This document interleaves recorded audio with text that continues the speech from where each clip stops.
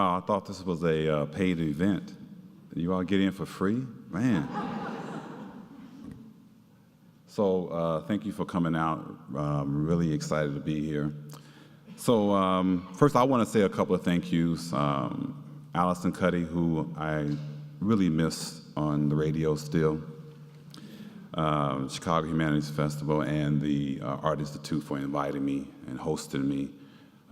Really honored to be here. And then Dawoud Bey for taking me on as a mentee, and for agreeing to have this public conversation. I'm sure I'm one of hundreds of students who have had the pleasure to be mentored by him. So I feel good to be part of that tradition. You like our Langston Hughes, man.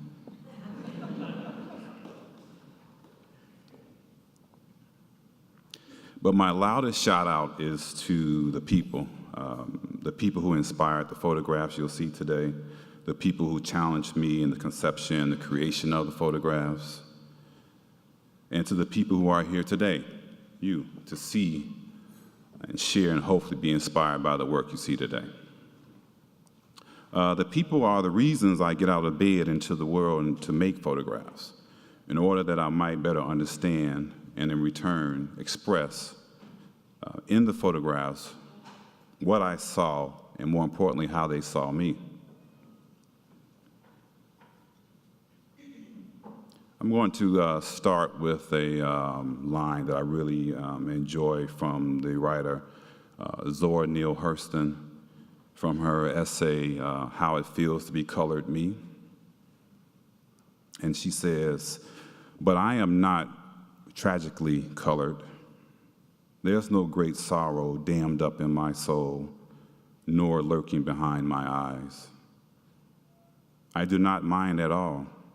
I do not belong to the sobbing school of Negrohood, who hold that nature somehow has given them a low-down, dirty deal, and whose feelings are all hurt about it. Even in this helter-skelter skirmish that is my life, I have seen that the world is to the strong, regardless of the little pigmentation, more or less. Nor do I weep at all in the world. I am too busy sharpening my oyster knife." She goes on, "I have no separate feelings about being an American citizen and colored. It merely astonishes me. How can any deny themselves the pleasure of my company?" Right? It's beyond me. Right? Zora Neale Hurston, how does it feel to be colored me? I open with that quote. It has become, for me, like marching orders, right? That I create from a position of a righteous American, that my seat at the table is waiting for me to take, that this seat is indeed mine. The picture on the screen that you see now represents many things. Early attempts at picture making, right? My first days with my wife, who now has been 25 years. This was one of her students. And at this time, I had took up the time-honored tradition of documentary photographer on the street, thinking of the street as theater and trying to find my way through photography to the people by being on the street with them. It's also a reflection for my love for and inspiration by Roy D. Carava.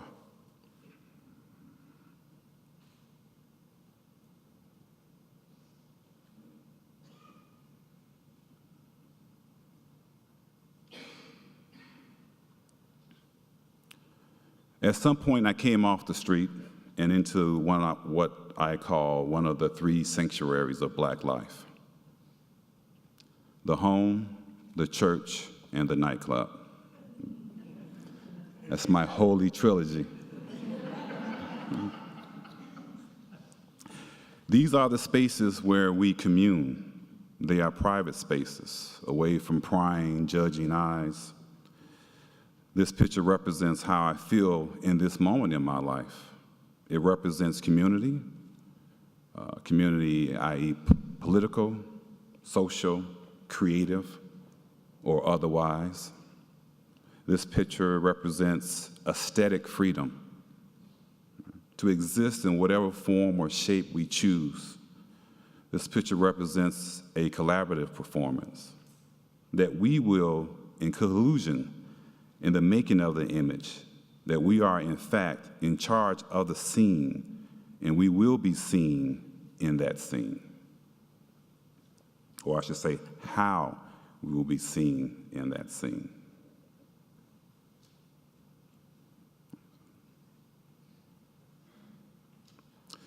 In these images, I saw and made love. Not all soft and mushy, but firm and direct.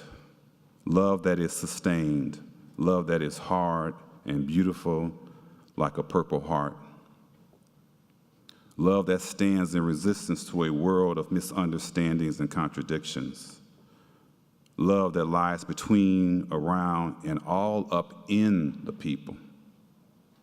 I saw love of place, love of self, love of music, love of life, and I so desperately wanted you to see it too.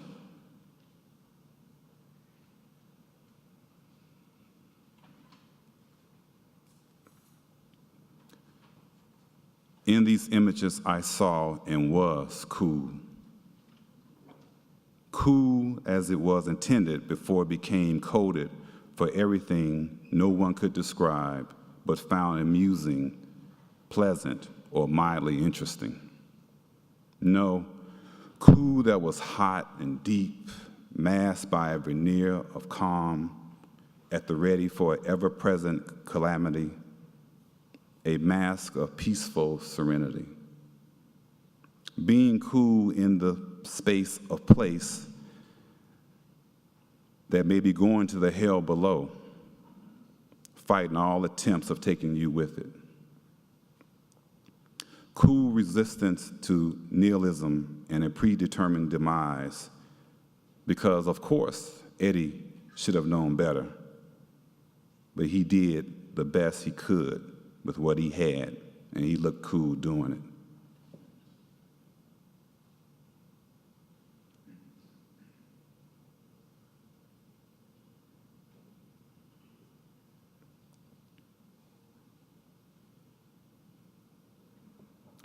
In these images, I saw and created a performance, a collaboration with the people, the place, and the history. The history of the people, but just as important, the history of photography and its attempts, sometimes misguided attempts, to see the people, because to photograph is to act. And in whose interest does one act? I serve the interests of the people. And by using the camera, I force us to see us in all our messy, complicated, exquisite, full-bodied humanity. Because to live is to perform, and one cannot live alone, at least not well. It must be in collaboration with the other. In these photographs, you will find that the other is, in fact, you.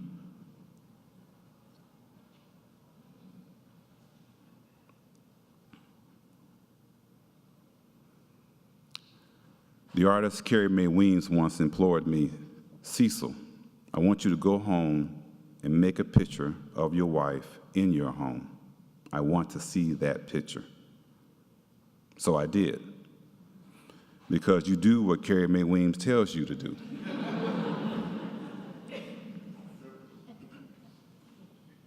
Or all black women for that matter.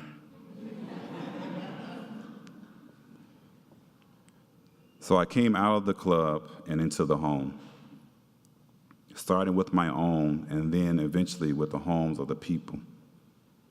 In these images, I saw the ordinary, extraordinarily so. I saw rituals of the everyday through a surrealist lens, an Afro-surrealist lens. I saw and created a hyper-reality, an image that mirrored the marvelous.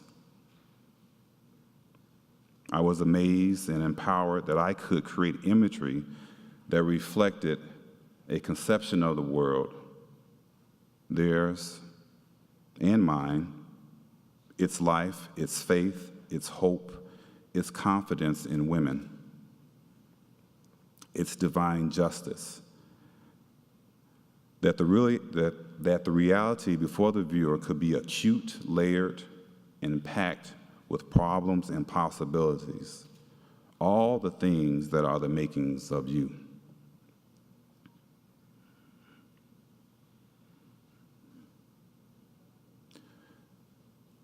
I use this photograph in front of you as a transition to Dawoud's and I conversation about photographing this life we call Black.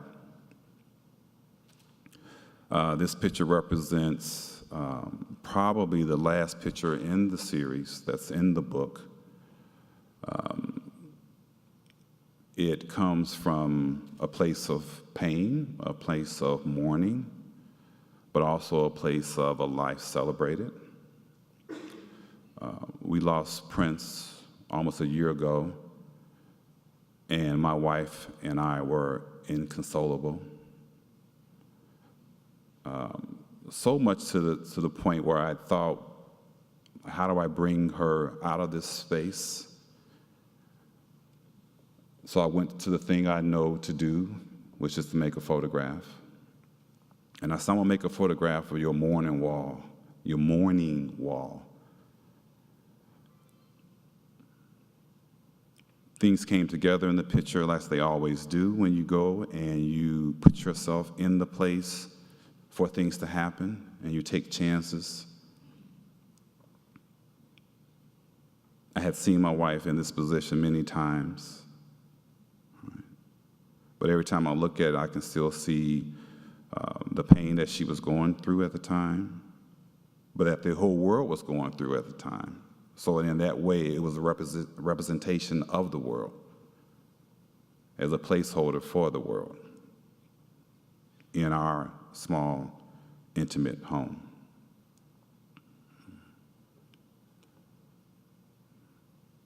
So Dawoud and I we'll show you more work as we move through.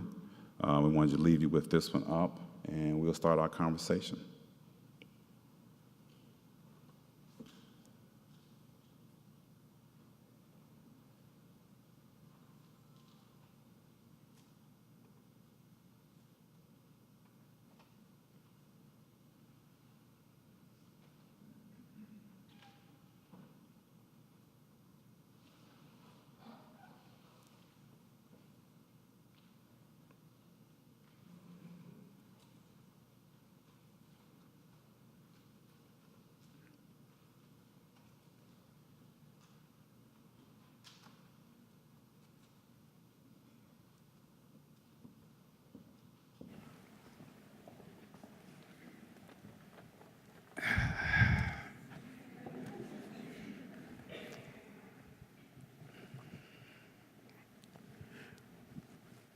Good to be sitting here with you on this occasion. Yes, it is, man. We go back more than a few years. More than a few. Maybe 10. We met initially here in Chicago, introduced by a mutual friend, Barry Mayer, whom you probably met here in Chicago, and whom I knew from New York.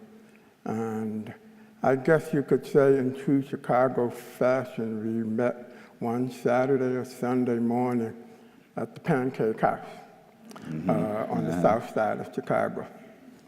And then a few years after that, you came into the graduate program at Columbia College, where I've been teaching for almost 20 years. So it's good to be sitting here with you on this auspicious occasion. I wanted to start the discussion by asking you about your community of support when you started out, when you decided that photography, making photographs, was going to be your serious pursuit. Because I think, in addition to looking at work, one of the most important things is having a community inside of which to begin to have conversations about the work. And I know for me in New York, at the moment I started, that was a community of Black photographers, an older generation who had come out of the Kamonge workshop, along with people like Frank Stewart, Jews Island, Carrie Mae Reams when she came from San Francisco. And Wade Kawaba was pretty much at the center of that community that we all sort of gravitated towards. I'm wondering for you in Chicago, who was that initial community? Who were the people that you began to have conversations with as you started your work?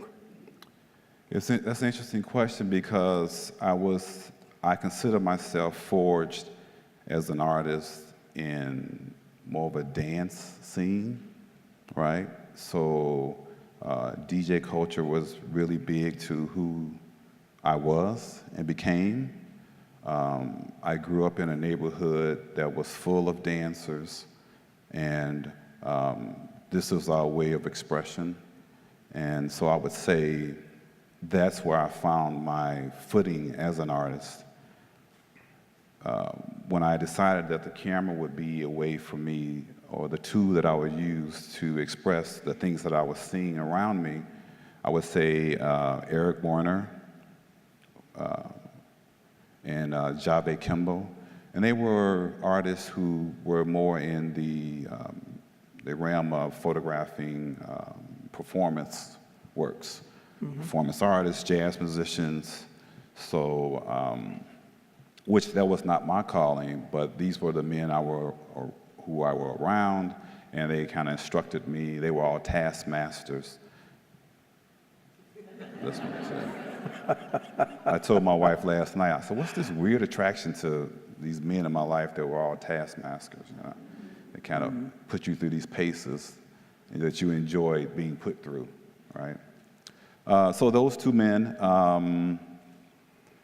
but really, Dawoud, you know, it's always been, and I think you and I have this common. You were in common. You were a musician first. I was a DJ, and those were the first things that kind of, like I said, forged us as artists. So, and music continued to be. That's why I spent so much time in those nightclubs making those pictures. Right. So I would say that the scene was small, and by nature, I'm a very reclusive man. So unlike you, very social man, I was not. You know, my circle of friends is small, and so I love going into places, dancing, being by myself, and that's probably why I became a photographer as well, because it is a solitary act. So my circle was not nearly as wide as yours, my friend, but a small, strong circle of people. Well, it's interesting because the moment that I'm talking about when I came into it, the mid-'70s kind of precedes your coming into it, probably by a decade or so. Yes. I'm a little older, you're a little younger. Just a little. And at that time in New York, and I think it was a unique moment because it's no longer true, but I think at that moment, this notion of a Black photographic community coming out of the fact that Black artists and photographers had certainly at that moment and the moment before been excluded from most mainstream contexts, not invited or allowed to participate in those conversations. Was probably what was driving the need to form community. And for those photographers that I kind of mentored under, who were part of Kamonge, who were a generation even further back than myself, if you didn't form community, there was no one else to talk to or engage with. But I think it's very different now. But I do think, the question of how one develops, because I don't think any of us develop in complete isolation. Right. It's both a conversation with history and a conversation with individuals. The other thing is looking at the evolution of your work, going back to the earlier black and white work, which seems to be coming more out of what we would call a documentary tradition, which I think, interestingly enough, for a certain generation anyway, that also includes you, is where a lot of us begin. This need to talk about the subject, the need to talk about the black subject, introduce the black subject into the visual conversation. Looking at the evolution of your work from documentary in black and white, because black and white was at one point, the material of fine art and documentary photography. And looking at your early documentary work in which you were looking at the subject, trying not to disrupt what was going on, trying to make an accurate, those subjective representation, to the current work, which still engages the black subject, but when within the framework of a highly constructed space. Can you talk about what like what might your be the thinking? catalyst? Yeah, how did you? What was that process of moving from the documentary to some notion of truth, to this idea of the constructed image and the tension between fact and fiction? Right. I think I came, like most photographers, under the spell of that somehow there was a built-in authenticity to the candid, the uninterrupted, that there's somehow a truth to that. Right? Authenticity. Right, yeah.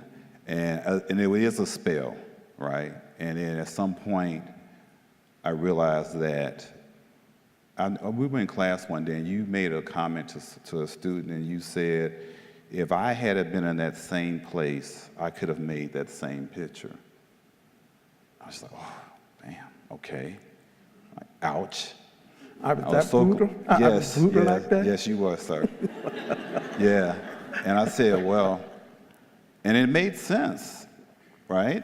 And because I think we were all thinking the similar things, like, oh, I could have made that picture as well.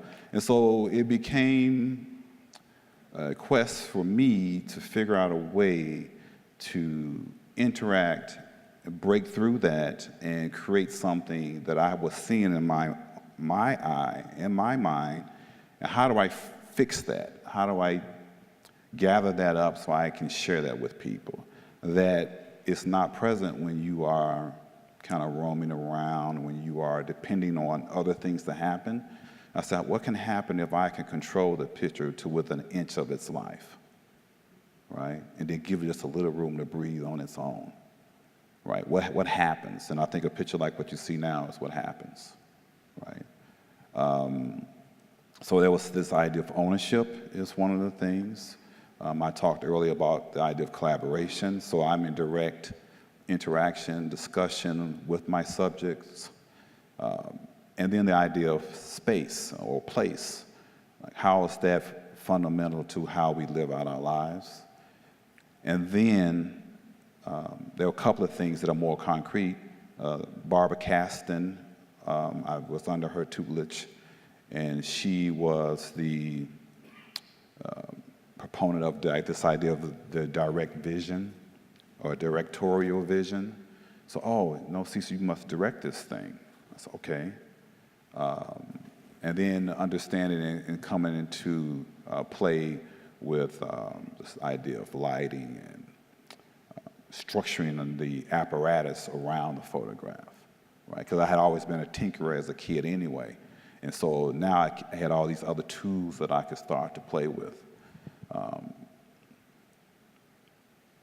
And again, structuring it to within an inch of its life and then see what happens, like that black bar across Richard Pryor's mouth, right?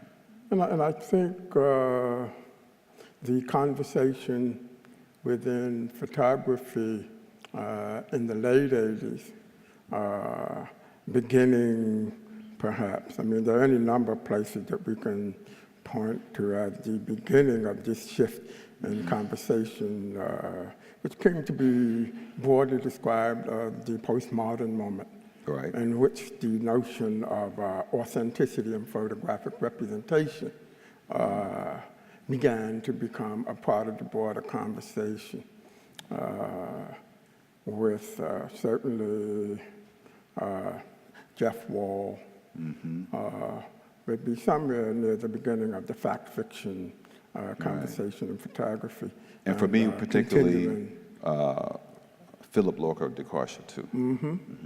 Yep, Philip, even before Jeff Wall, Right. actually, around the same time, and Gregory Crewdson. Right. And I think, at least to my mind, there's some sense of a conversation going on with that work and your work, which brings the black subject to that fact fiction constructed image conversation in a way that I think at the time you began working was only starting to happen. Do you consider your work to be or to have been from the outset in conversation with the broader history of photography, Jeff Wall and P.L. DeCorsia and Gregory Crewdson, all of whom are photographers who stage things that have varying degrees of credibility, psychological resonance. Right. Were you looking at, thinking about, or trying to have a conversation with that work as well? Yeah, I have to say I was really influenced by Ralph Ellison's notions on, how can I put this, that there was plenty to learn from white people, right? Which is, as a black person, you just don't say that out loud, right? Right, but there's plenty to learn from white people. And Ellison was very much, he would espouse that, right? But then you take that and it has to be pushed through your experiences, and your experiences can only be, as a black man, black, right? And so then it became like the fact and the fiction. Well, then the fiction was the images that were being created by white men, right, for the most part, right? And so I said to myself, well, there has to be a counter narrative. And so in both ways, I am in conversation with the history of photography, right? Because I want the work, and it has to be, right? That's what Kerry James Marshall would say, is like, that's the validity of it, right? I want to be in conversations with these men whose works I admire despite the fact that they were white, right? Or because, even though they happen to be white, right? So I never espoused this idea that because they were white, that I couldn't speak to them, interact with them, i.e. compete with them, right? And then then this notion of fact and fiction, well, the facts was that there are plenty of people, plenty of black people that you would need to see, right? You need to see these people, right? But we had created a false narrative where there was just poles of blackness, right? Wealthy, celebrity, athletes on one pole, and then the other pole, poverty, drugs, misery. Black and I refuse pathology. to traffic in the black misery, right? And so I said, there's this huge space in between, and I see these people all the time. So it's a fact. Let's work on that. Let's see how I can bring what I've learned through the history of photography to that, right? So it was a very natural, organic kind of place to grow from. You know, and I'm thinking too, you mentioned Ellison, but it's not shown in this context, but I know at one point you made a group of works that referenced James Baldwin. Does Baldwin loom large in your conceptual, creative imagination? Yeah, the work that Dawoud was speaking about is a body of work I made in Switzerland, Lucerne, Switzerland, called Looking for Baldwin. And it was on the occasion of his 1955 essay, A Stranger in the Village, that I'd encountered as a 16-year-old boy at Julian High School. He, like Langston, Ellison, the things that they wrote about, they understood Black life to be this kind of right, how can I put this? A life that was present in American, right? And so Baldwin looms in that I'm a proponent of, there's no separation between Blackness and American, right? They are one and the same, right? And while I'm not as strident as Baldwin, right, and nor did I possess that gift for, that oratorial gift, I did understand that there were subtle ways that I could insert the image into the society, that you would somehow trip over it, right?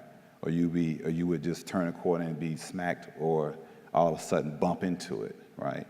And so it was up to me to kind of looking for slippage, an insidious kind of seepage of Blackness into the consciousness of the country, right? Or I say country, but at the time, just like the peers around me, right?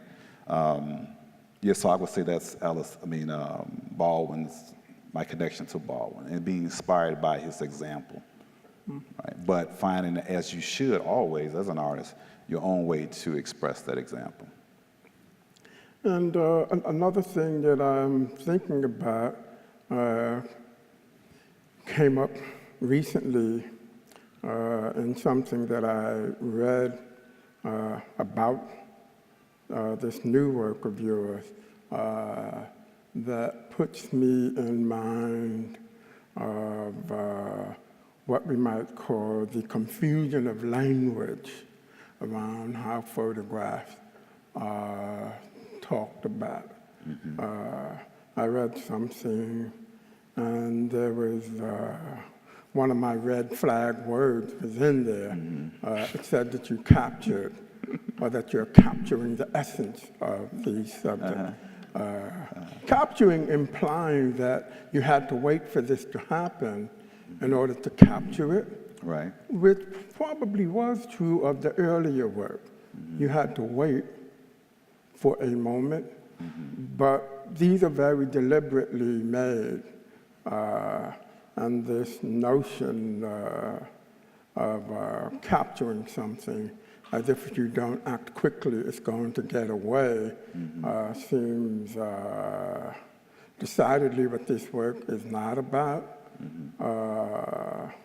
And I know we talked about it a little bit, but how do you deal with this this notion of the kind of language that is needed to describe the work, both in terms of how you are dramatically heightening the experience of Black normalcy, but also how you are in fact bringing that into being. That there are the pieces, there are the material pieces and the person, but the photographs do not begin to take shape until you come. There's obviously artificial lighting involved here. they're very constructed, and yet, we read about the fact that you captured something, which is you've obviously not captured anything in the literal way that people talk about photographs. Right. How do you how do you deal with this language question? It was early on when I first started showing this work, I would hear conversations and people would use that term all the time.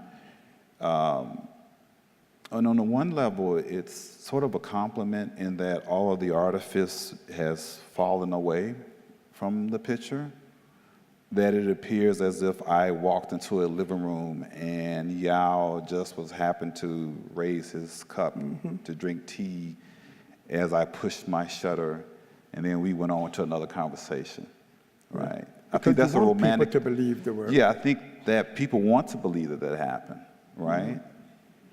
And I have no problem creating something that people want to believe in. And so I think of that, but then on the other hand, it would get dismissed as something that they thought that they could do, right? I'm like, well, no, you probably couldn't do this, right?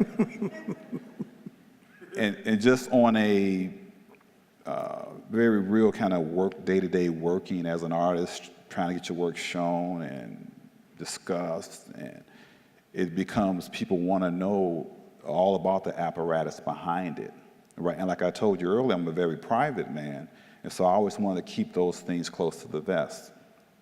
I didn't want to talk about how the picture was made, right? But then you hear people saying, oh, it's a snapshot. You went to someone's living room and made that picture. I'm like, oh, wait, no, it's not quite like that, right?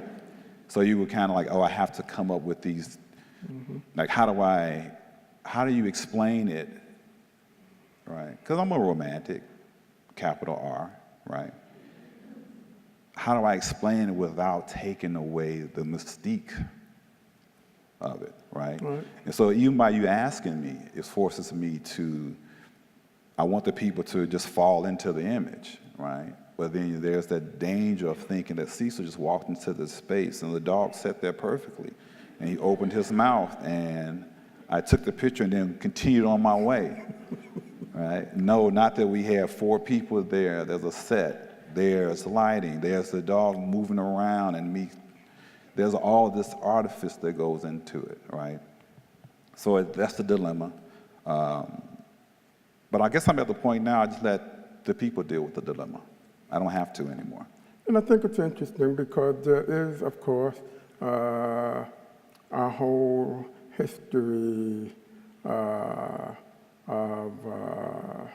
picture making on which the work rests. Right. And it has various telltale signs, the artificial lighting, the fact that everything is in place in a way that things are generally not in the real world. And I think it's an interesting question because I know all of that and I still respond very strongly to the work. The notion that it has to be felt as true in order to resonate, as opposed to the fact that we can make things that resonate. Right, yeah. And to me, that's even more profound, to be able to make things that resonate in which the hand is not overly visible. Right. And we still believe it. But the other thing, too, that I wanted to touch on briefly, the fact that I know photographs are now merely a piece of your practice. You had a show at the Cultural Center maybe a year or 2 ago, and there were some objects. There was a phonograph ear. There were some other things, old phonograph speaker and other objects. How are you thinking about your work now and the place of your photograph within a larger, what might be becoming at this point, or maybe is, an interdisciplinary art practice? Yeah. Well, at some point I realized that, and I guess it's the result of age, but you had less time to indulge yourself, right? And by that I mean the self as you need to get all of yourselves out in the world, right? And I thought of myself only as a photographer, but I knew I was, i.e., this is how the people saw me. But I knew I was a dancer. I knew I was still a DJ. I knew I was a performer, right? Everybody knows me, who knows me knows I'm a great dancer, right? So I'm a performer, right? And so well, how do I let that part of me as an artist become present? And so then it became, okay, I don't have time to fool around, right? I gotta let the people know more about me. I can't be as private. I have to be more public, because the performance is in fact public. So I am indulging all of myself, right? And seeing what I can render from that, and they all coalesce around music, black music in particular, black dance, both particularly social dance, right? I'm very interested in that and how I can manifest that. But those two really, and at some point I see how DJ culture could come back into my practice.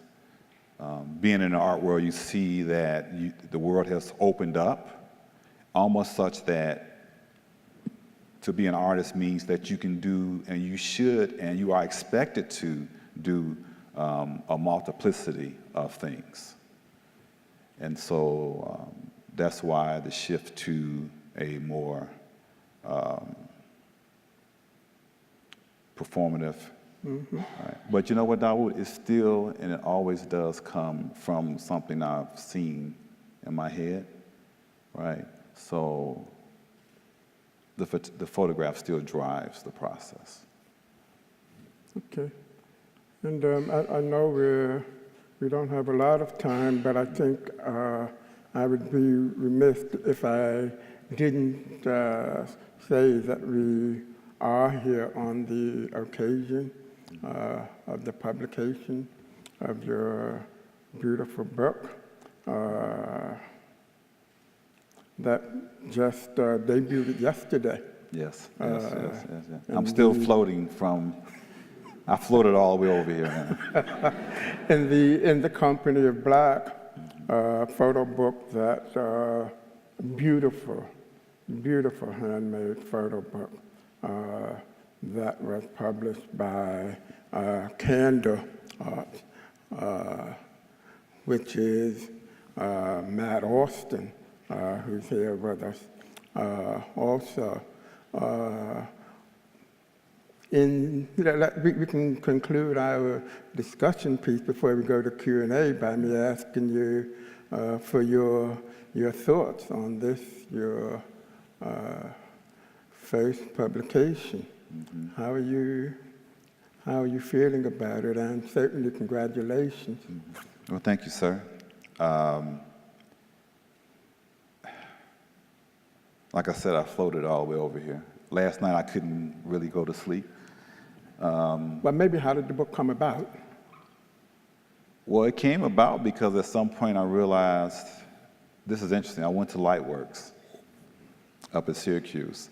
I was in a residency there, and everyone was running around talking about their book, right? And I saw some of the pictures that were going in these books, and they were okay, they were good pictures, right?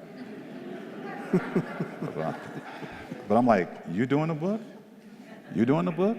Really? And oddly enough, 60, 70% of the things I saw was this kind of travelogue through Black misery. You know, I was like, damn, I have to get this thing out, because people will still see these type of books and think that this is their own existence. So that was the catalyst right there. And so when I get back to Chicago, I'm putting the book out. Mm. I was concerned about, since I'm trained as a photographer, we all into serial, like how many images? So I never thought I had enough images, right? And at some point, I just stopped and looked back. I said, oh, you have plenty. Put them together, met with Matt. A year later, we have a book. It was really that easy. Once I decided I wanted to do it, right? And the book is a limited edition photo book, an edition of how many? We did an edition of 100. Okay, it's an edition of 100. Mm-hmm. And It's a beautiful photo book, as opposed to a mass-produced photography book or Right. monograph. It's an object unto itself, even Right. as it is an object that comes out of the photographs, the text by Tempest Hazel, and the poetry by Avery. So I think in the few moments that we have remaining, maybe we should take, maybe we have time for 2 questions, maybe. And we have a microphone Phones, here. and Grace over there also has a microphone. And Cecil will be doing a short meet and greet after this also, and there are books available at a table, just so you know as well. We have time for just a couple questions. Right here in front. So if you've done the nightclub and you've done the home, you said the other point was the church. Any plans for the church? yeah, no. But I was thinking, and the reason why, because the church has been probably the most accessible place for photographers. But I do think, much like my father, who in his old age kind of went back to church, like men do for some reason, that when that time comes for me, maybe I'll bring my camera with me, and then I'll see that space differently. There's one more right up here to your right. Right up here. Hi. Can you explain the photo that's happening right now? Oh, this is a performance drawing, actually. So that's a canvas that I am dancing on. It will be stretched and brought up, right? So it's like the results of my work or the results of the energy of dance. It's called Welcome to the Club, Ron Hardy remix. And so it comes out of the house tradition. It's charcoal. And it was all about this idea of, and it's agreed to be, it's like that blue tape comes up, and so it's like a grid. So it was all about this idea of like kind of Black spirituality jammed into like this modernist cube or grid, like how do those two exist?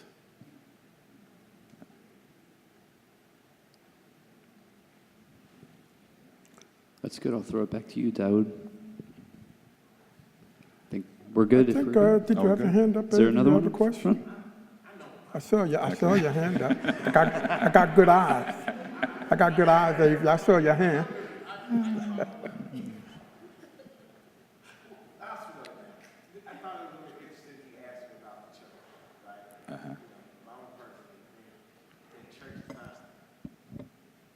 That church is not a building, right? Church is anywhere you find sanctuary.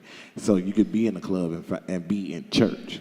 Mm-hmm. You know, you could be, that photograph of Sandy is church. Right, you know, right. She's in the space. So, and I think this is what your work to me is about. You know, a lot of, you spoke of those places, but in actuality they are spaces. Mm-hmm. And those spaces doesn't necessarily require those traditional walls, right? And how it is, and how some folk can't see church unless there's a cross somewhere in the corner of the frame, right? You know, I just thought that was just really just that's a point to make, that that you do, right, take pictures of folk in church, just not a church building, Right. or, Well, I'll kid people at our family gatherings that when we're dancing, we are communing with the elders and the people and the ancestors. So it's not merely for pleasure or only for pleasure. It's a way of being spiritual and reaching and moving to these kind of other realms, right? And so for me, that is church, all right? There's a person. We have one over here. First, I just want to say thank you for the conversation. It's great to hear you two photography legends in conversation with each other. Cecil, you mentioned earlier the impact that other great legends, Eric Warner and present company Dawoud Bey had with you as being mentors and taskmasters. And so have you taken on the role of a taskmaster?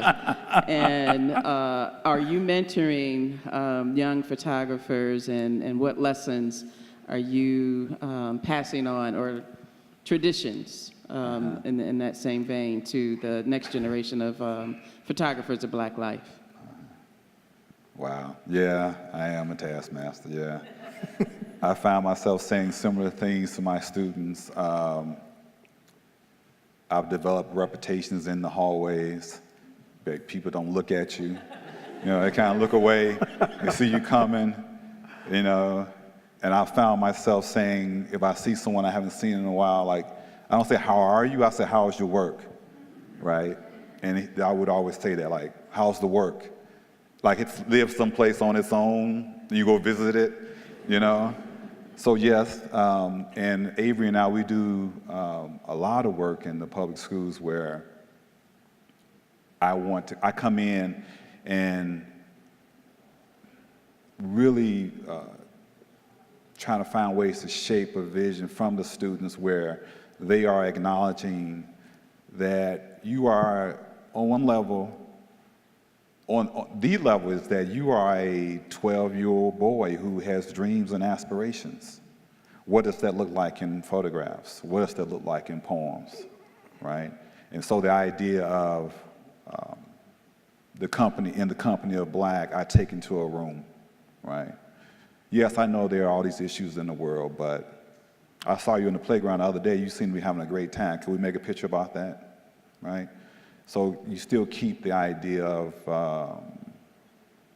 like the sense of freedom that comes with childhood, if we could use our art, our powers of art, to help students kind of realize that.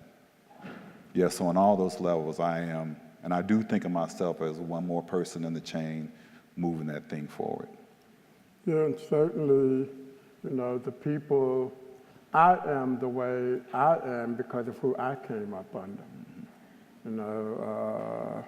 and that includes people like Roy DeCarava, Lou Draper, Sean Walker, Buford Smith, and also non-photography artists and teachers that I had, both in School of Visual Arts as an undergrad, and at Yale in the grad program.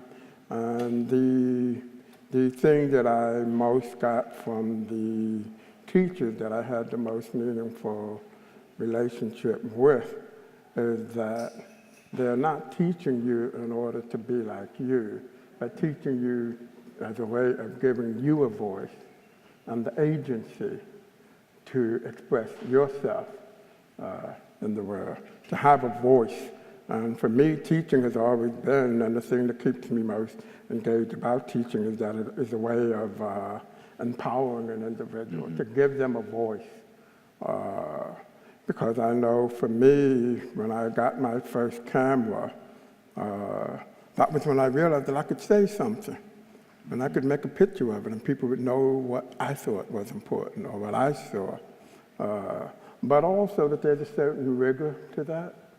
That rigor also goes back to my training as a musician. I was a drummer before I was a photographer.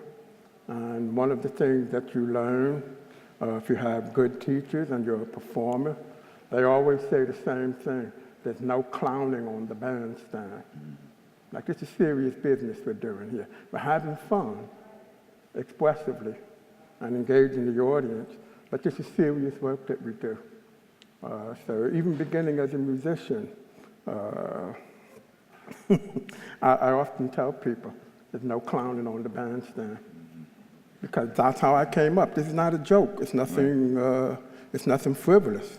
It's a very powerful thing to be able to make work about something that matters to you and to put that in front of someone. And if you're going to do that, you want to do it at the highest level possible. Right. You know, which That is why, that was always Ellison's thing, right? well, yeah, craft matters. I'm really apologetic, but we do have to cut this program short. I just wanted to thank Dawoud and Cecil. I'm so sorry. Okay.